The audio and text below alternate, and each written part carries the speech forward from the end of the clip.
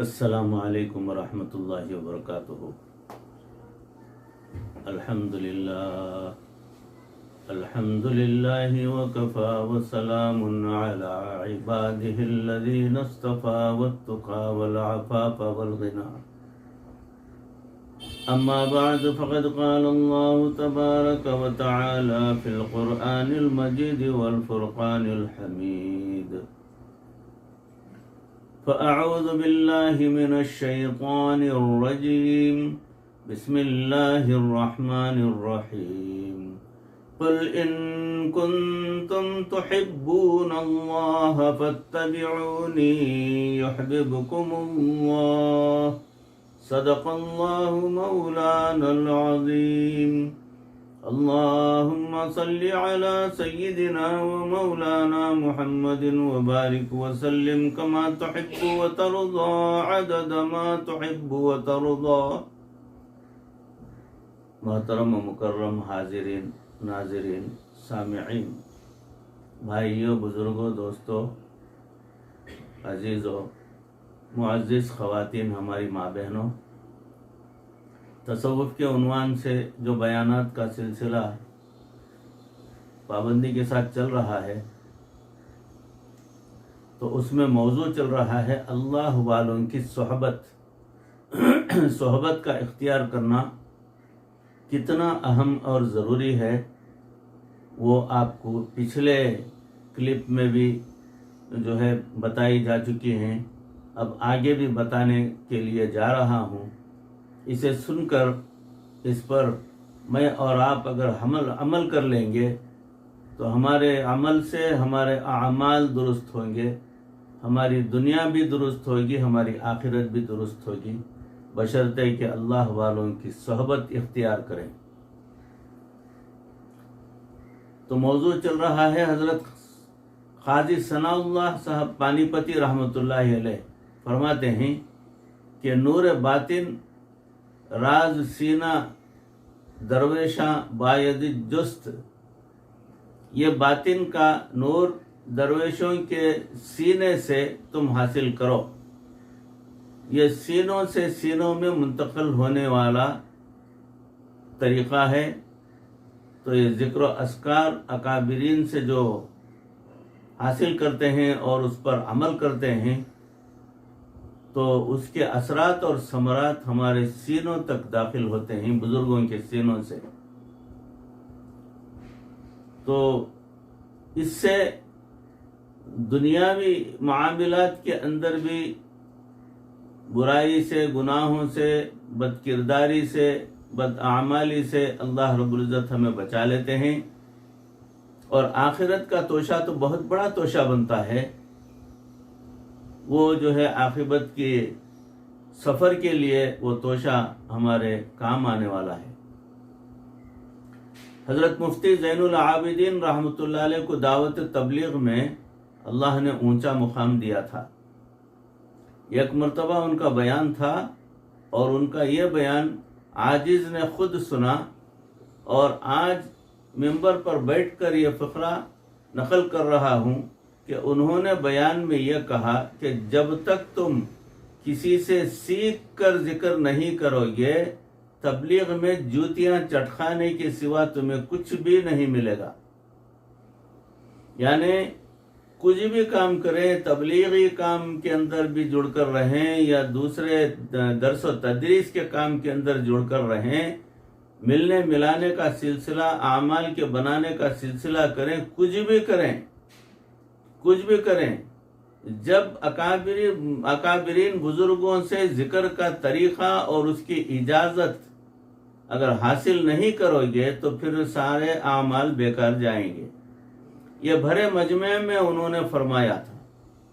یہ ذہن میں رکھیں، ہمارے اکابر علماء دیوبند میں جتنا کثرت سے ذکر کرنے والے حضرت مولانا محمد الیاس صاحب رحمۃ اللہ علیہ تھے، اتنا کثرت سے ذکر کرنے والا اکابرین میں کوئی دوسرا نہیں ملے گا۔ اس ذکر کی برکت سے اللہ رب العزت نے ان پر دعوت کا کام کو کروایا۔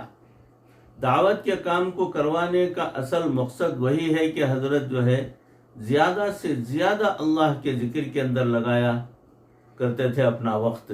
اور آج دیکھیے دنیا بھر کے ممالک میں اللہ رب العزت اس محنت کے ذریعے لوگوں کے ایمان کی حفاظت فرما رہے ہیں.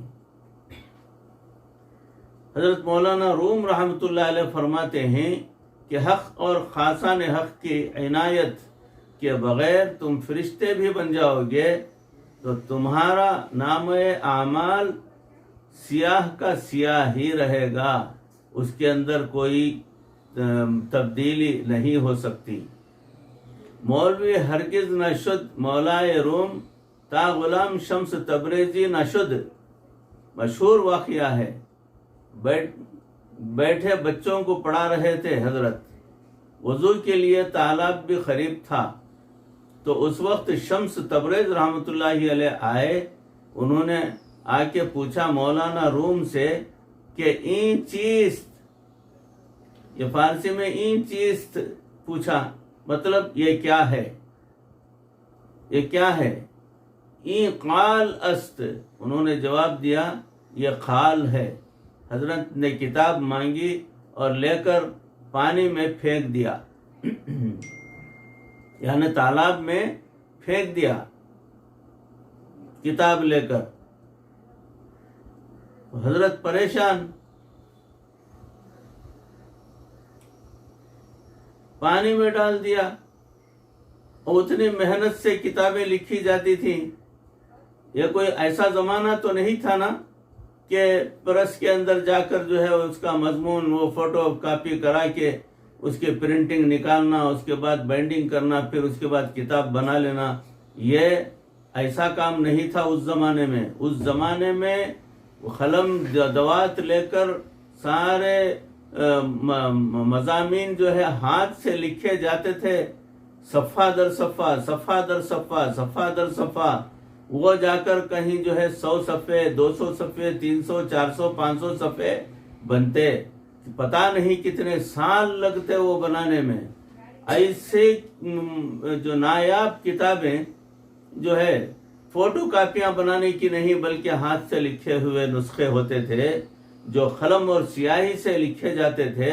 کتاب کو پانی سے بچا کر رکھنا بہت زیادہ ضروری ہوتا تھا. مولانا روم رحمۃ اللہ علیہ بڑے گھبرائے، کتاب ہی چلی گئی میری. تو جب انہیں گھبرائے دیکھا تو حضرت شمس تبریز رحمۃ اللہ علیہ نے ہاتھ ڈالا اور شمس تبریز رحمۃ اللہ علیہ نے کتاب پانی کے اندر سے نکالی. اس کو جو ہاتھ سے جھاڑا تو اس میں سے دھول نکلنے لگی، یعنی پانی ہرگز ٹچ نہیں ہوا تھا وہ کتاب کو پانی میں پھینکنے کے باوجود. یہ کرامت ہے اولیاء اللہ کی. مولانا روم حیران رہ گئے، کہا این چیز. تو مولانا روم نے پوچھا کہ یہ کیا ہے؟ تو حضرت نے فرمایا حال است، این حال است، یہ حال ہے. تو یہ نعمت ہے جو اللہ والوں کی صحبت میں بیٹھنے کے بعد ملتی ہے. یہ صاحب قال پھر بالآخر صاحب حال بن جاتے ہیں. علامہ عبدالحق محدث دہلوی رحمۃ اللہ علیہ فرماتے ہیں کہ جب میں پڑھنے کے لیے گیا تو میرے والد صاحب نے مجھے پیچھے سے خط لکھا اور فرمایا بیٹے ملائے خشک و نہ ہموار نہ باشی. مطلب یہ ہے کہ ملائے خشک و نہ ہموار نہ بننا، یعنی نام کے ملا اور زندگی کے اندر کوئی اتار چڑھاؤ نہیں، تو ایسے ملا ہرگز نہ بنو. کنی خشکے بھی ہوتے ہیں نا، آپ سمجھ رہے ہوں گے کہ کچھ لوگ جو ہے خشک مزاج کے ہوتے ہیں جن سے آپ کو کچھ زیادہ فائدہ نہیں مل سکتا. ایسے بھی نہ بنے. آپ سمجھ رہے ہوں گے کہ ہم کو کیسے رہنا ہے. چنانچہ حضرت سید سلمان ندوی رحمۃ اللہ علیہ حضرت اقدس تھانوی رحمۃ اللہ علیہ کی صحبت میں آئے. تو حضرت سلمان ندوی رحمۃ اللہ علیہ کا تذکرہ ہے کہ حضرت اشرف علی تھانوی رحمۃ اللہ علیہ کے پاس پہنچے، آپ کی خدمت پہنچے اور بیعت ہو گئے۔ ان سے کسی نے پوچھا کہ آپ عربیت کے ایسے ماہر عالم، زبان پہ آپ کو اتنا زیادہ عبور حاصل ہے، تو آپ نے کیوں بیعت کر لی کسی کی؟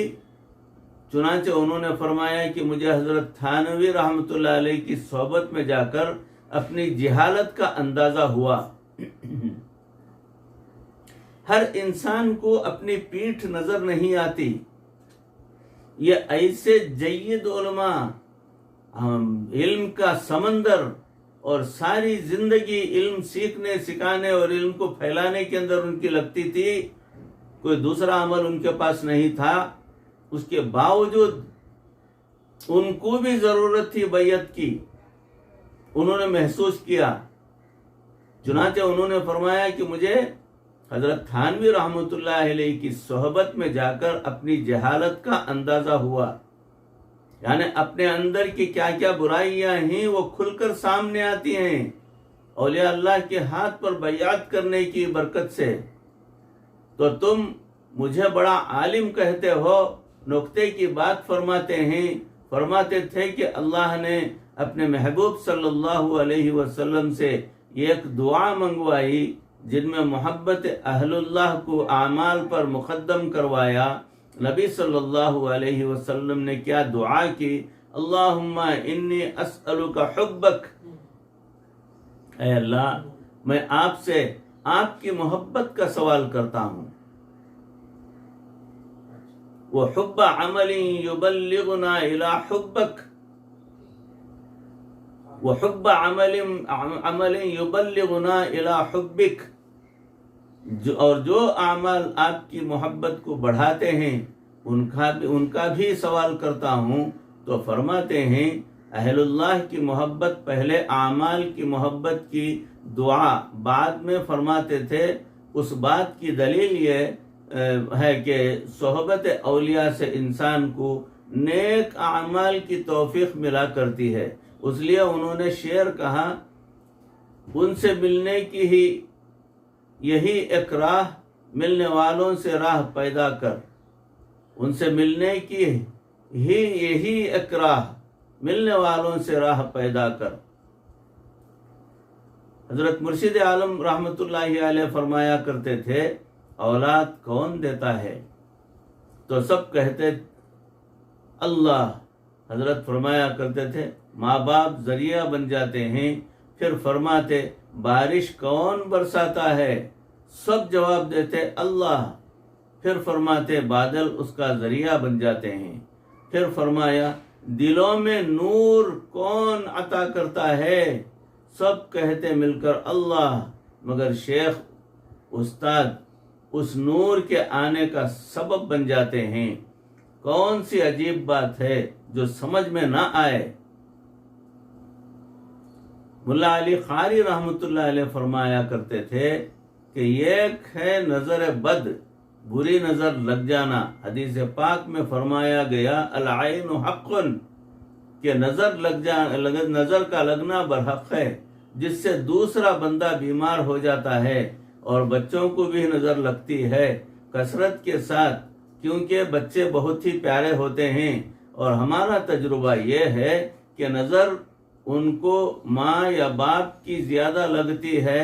بہرحال نظر لگ جاتی ہے تو نظر اتارنے کی جو دعا تھی نبی صلی اللہ علیہ وسلم نے وہ بھی بتائی۔ اسماء بنت عمیق رضی اللہ تعالی عنہ حاضر ہوئیں اور انہوں نے کہا جعفر رحمۃ اللہ علیہ کی اولاد کو نظر لگ جاتی ہے، کیا کروں؟ دم کر لیا کروں۔ تو نبی صلی اللہ علیہ وسلم نے بتایا، تو معلوم ہوا بری نظر دوسرے پہ اپنا اثر ڈال دیتی ہے، یا بہت محبت کی نظر سے دیکھو تو دوسرے پر اثر ڈال دیتی ہے۔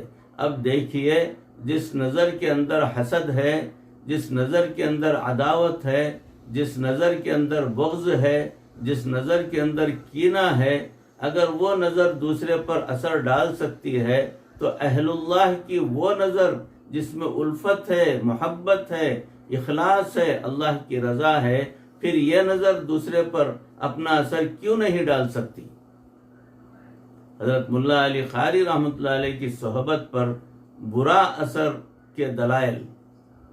ملا علی قاری رحمۃ اللہ علیہ فرماتے ہیں، قلت میں کہتا ہوں، وضد هذا العین نظر العارفین، یہ جو بری نظر لگ جاتی ہے اس کا ضد کیا ہے؟ وہ عارفین کی نظر ہے، اللہ والوں کی نظر ہے، اللہ کو پہچاننے والوں کی نظر ہے۔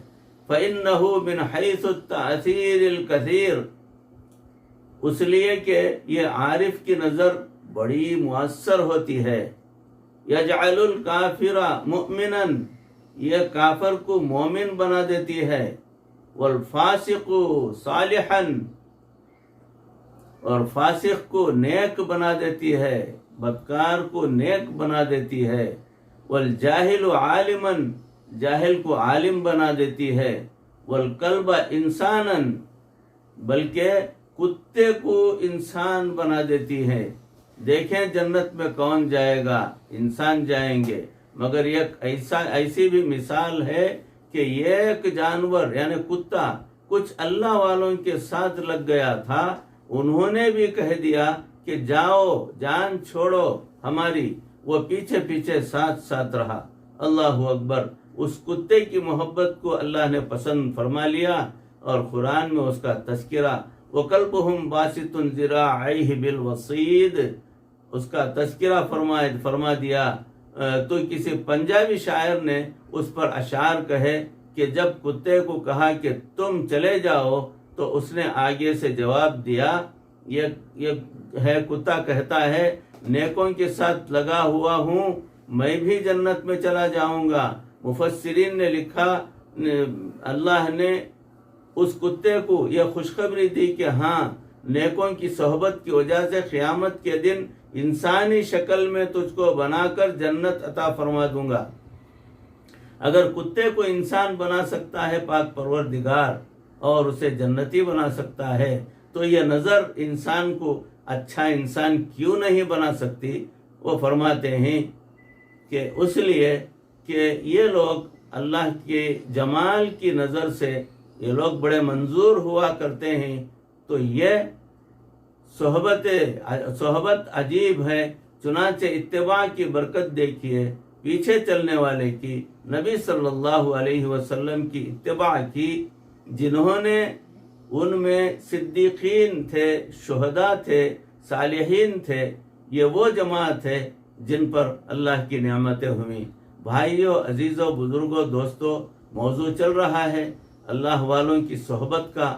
اسی موضوع کی انشاءاللہ اگلی کڑی، اگلی نشست میں آپ کے روبرو پیش کرنے کی کوشش کروں گا۔ موضوع مضمون کچھ زیادہ ہوتا جا رہا ہے، اس لیے بات کو یہیں موقوف کرتا ہوں۔ اللہ رب العزت ان کہی سنی باتوں پر اس عاجز کو بھی، آپ تمام کو بھی عمل کرنے کی توفیق عطا فرمائے۔ اللہ ہمیں بھی ایسے اللہ والوں کی صحبت اختیار کرا دے جن کے ذریعے سے اللہ کی محبت اور معرفت کو حاصل کرنے کے لیے ہمیں راستہ مل جائے، پروردگار کی رضا مل جائے، مرتے دم تک کسی کا محتاج نہ بنائے، کلمے اور ایمان پر ہمارا خاتمہ فرمائے۔ وآخر دعوانا ان الحمدللہ رب العالمین۔ السلام علیکم ورحمۃ اللہ وبرکاتہ۔